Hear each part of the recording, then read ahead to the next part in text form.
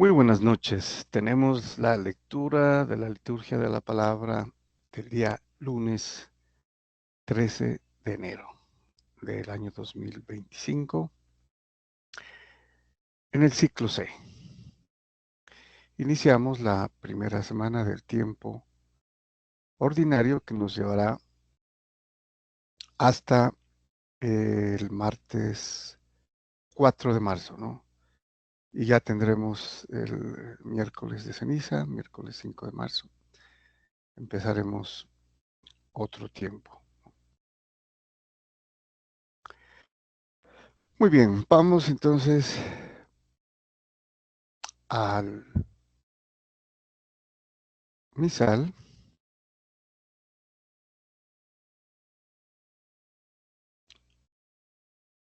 al misal de enero. Bueno, ya tenemos en pantalla 13 de enero. Festejamos a San Hilario, obispo y doctor de la Iglesia.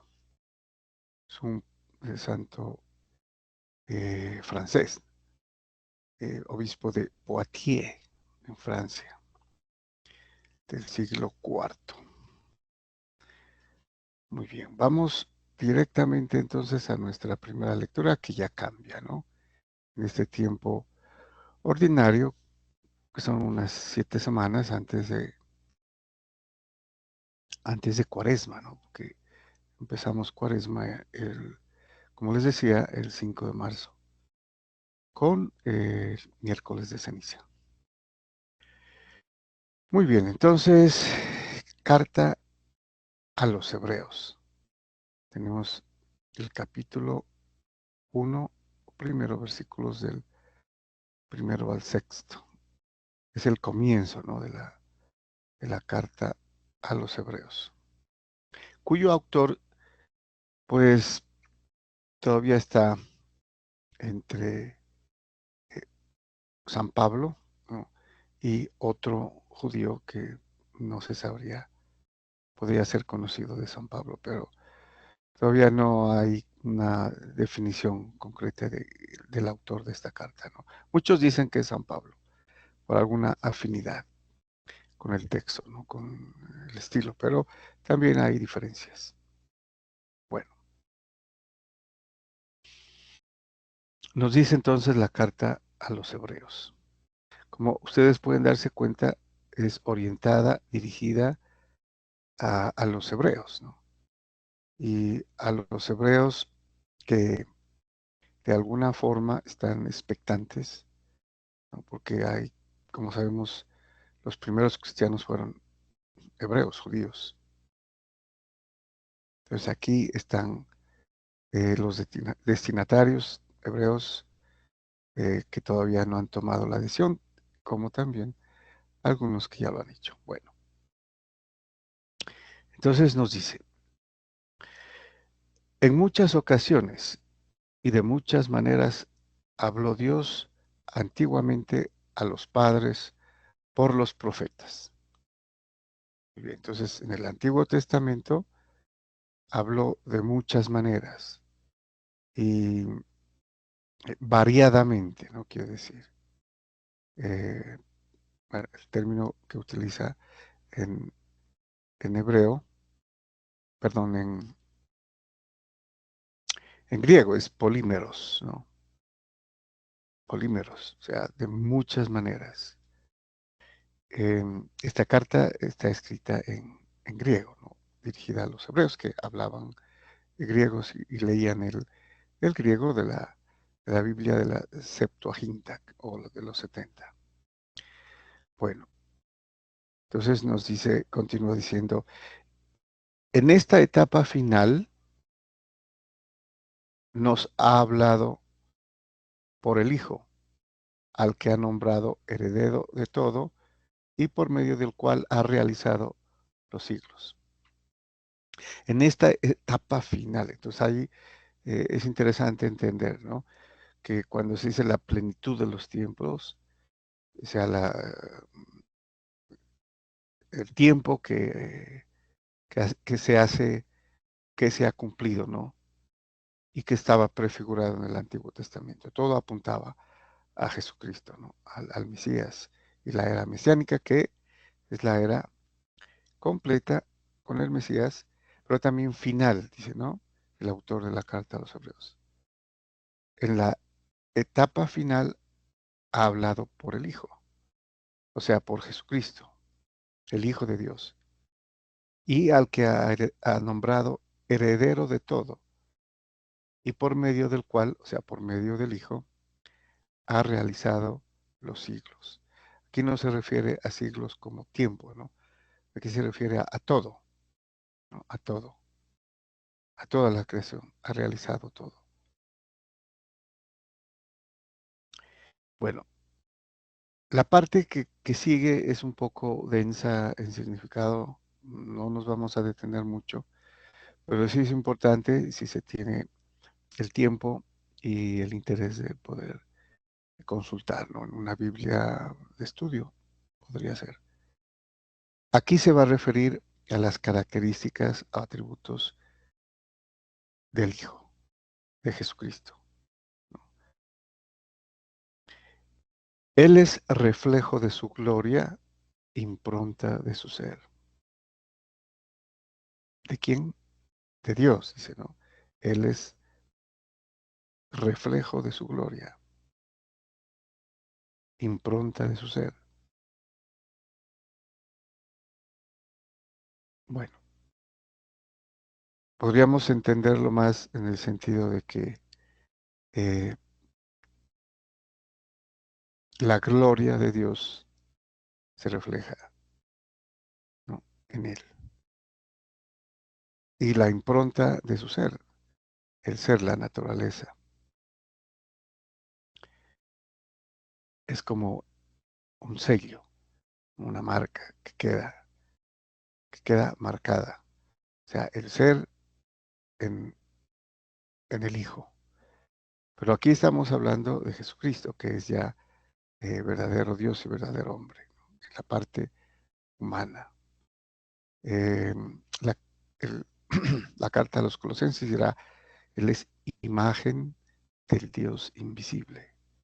Entonces tendríamos aquí tres cosas. Él es reflejo de su gloria, impronta de su ser. Y en Colosenses tenemos, Él es la imagen del Dios invisible. Continúa, Él sostiene el universo con su palabra poderosa. Bueno, aquí también como les decía, es bastante denso, ¿no?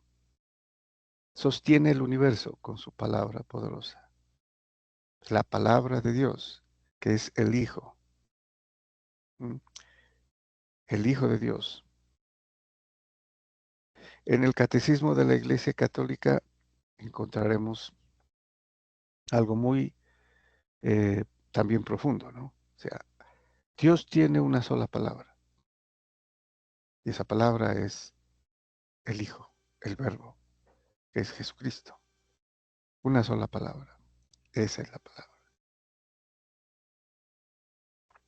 En otros términos podríamos decir la palabra de Dios es Jesucristo, ¿no? Eh, podríamos aquí atisbar un poco a la metáfora del lenguaje. ¿Quién habla? Pues Dios, que dice la palabra de Dios.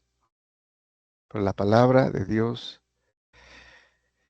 en el tiempo, nosotros la entendemos en el tiempo, como decía San Agustín, sílabas, ¿no? La palabra, porque es temporal. Pero si hablamos del Hijo de Dios como tal, Dios mismo, ¿no? Es su palabra, atemporal, eterna. Bueno, entonces Él sostiene el universo con su palabra poderosa, o sea, con la palabra del mismo Dios, porque lo ha hecho todo a través de su palabra, ¿no? Todo.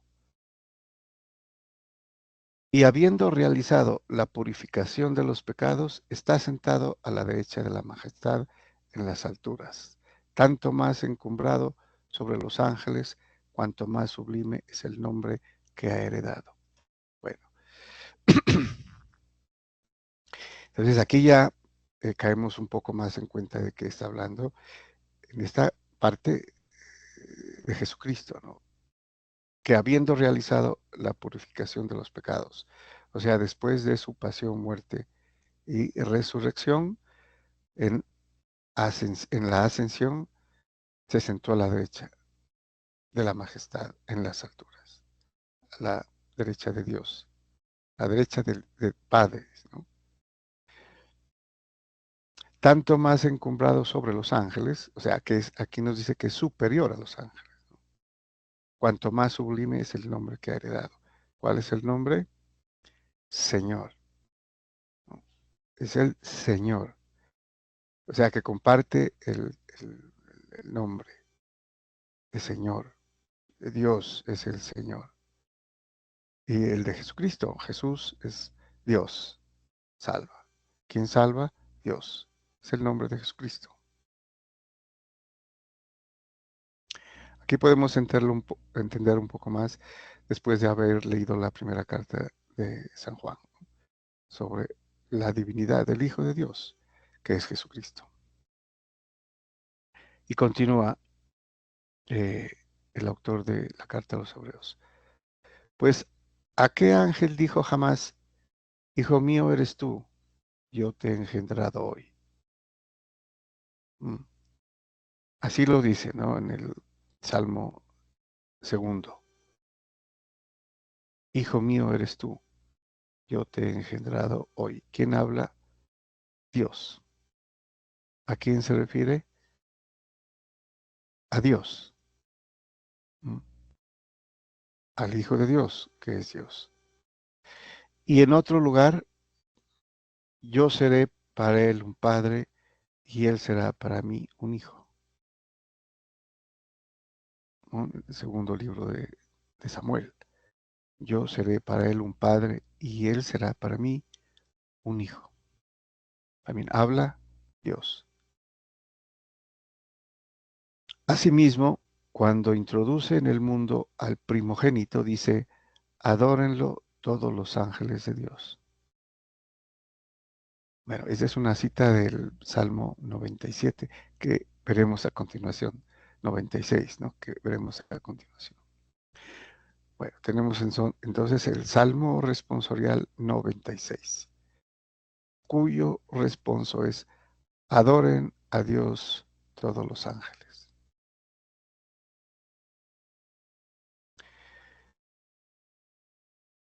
Nos dice el salmista entonces, el Señor reina, la tierra goza, se alegran las islas innumerables, justicia y derecho sostienen su trono. Se refiere a Dios, al Señor, al Rey, ¿no? Que también puede referirse a Jesucristo, mesiánicamente hablando. Inclusive, como hemos manifestado, escatológicamente, ¿no? Este salmo es más escatológico. Los cielos pregonan su justicia y todos los pueblos contemplan su gloria. Adórenlo todos sus ángeles. Pues los pueblos, todos los pueblos contemplan su gloria. En una insinuación eh, escatológica, ¿no? Del final de los tiempos, todos los pueblos. Y adórenlo todos sus ángeles. Porque tú eres Señor, altísimo sobre toda la tierra, encumbrado sobre todos los dioses. Y no es que haya otros dioses, ¿no? Sino que los pueblos, muchos pueblos gentiles paganos, incluso los mismos israelitas y judíos, cayeron, ¿no? En la idolatría y empezaron a adorar imágenes, ídolos, que son los dioses falsos.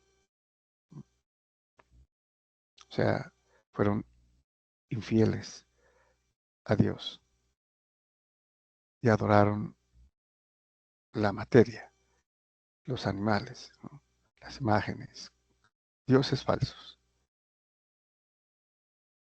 O sea, aquí se refiere. Y la historia de la humanidad tiene, ¿no? Sin excepción, la adoración de, de los hombres a diferentes dioses. Tal vez buscando al verdadero, ¿no? De eso no hay duda, buscando al verdadero. Pero los judíos lo hicieron teniendo al mismo Dios, al Dios verdadero.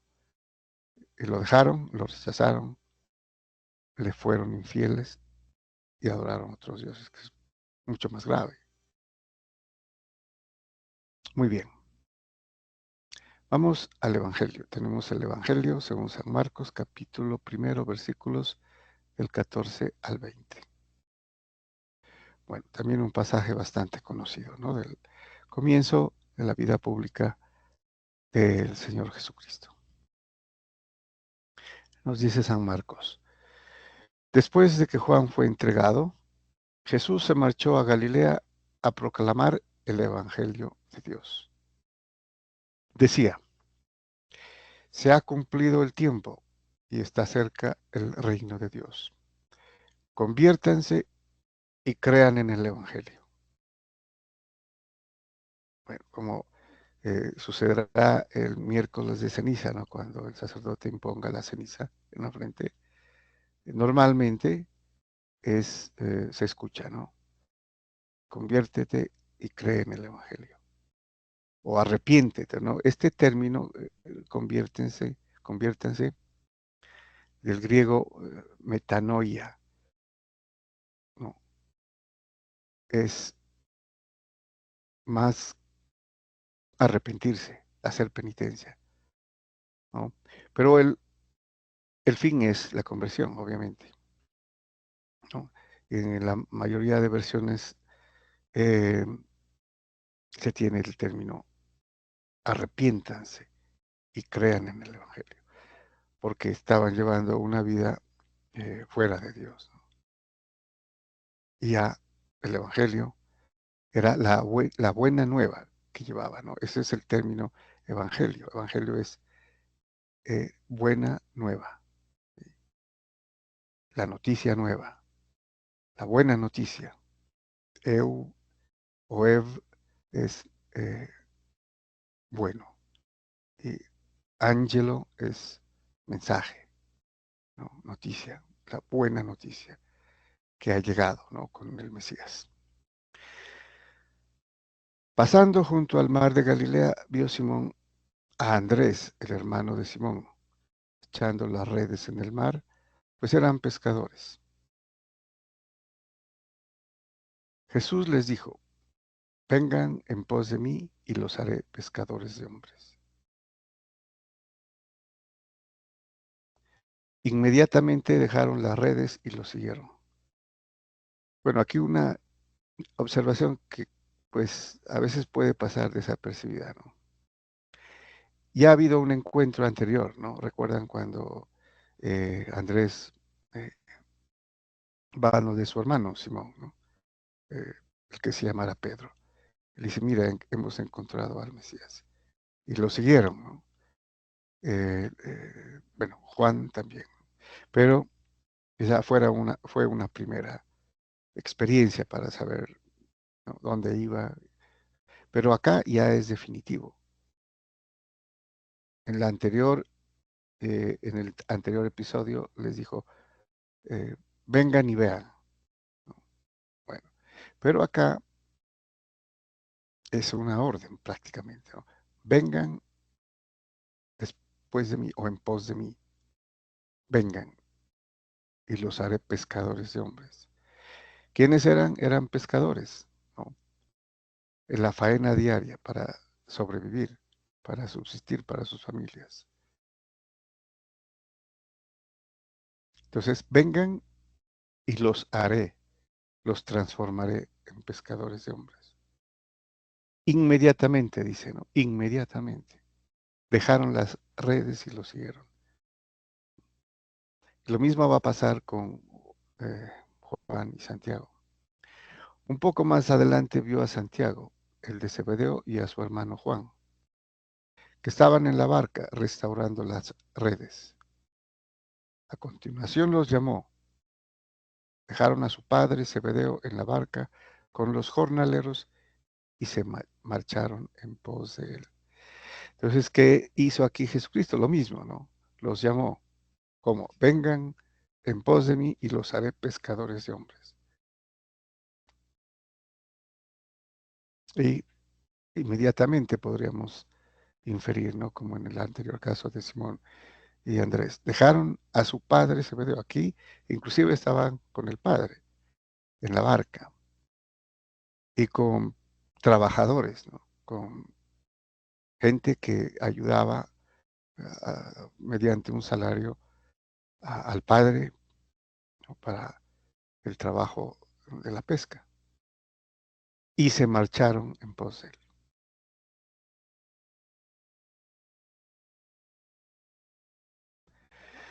Muy bien, muchas gracias y bendiciones.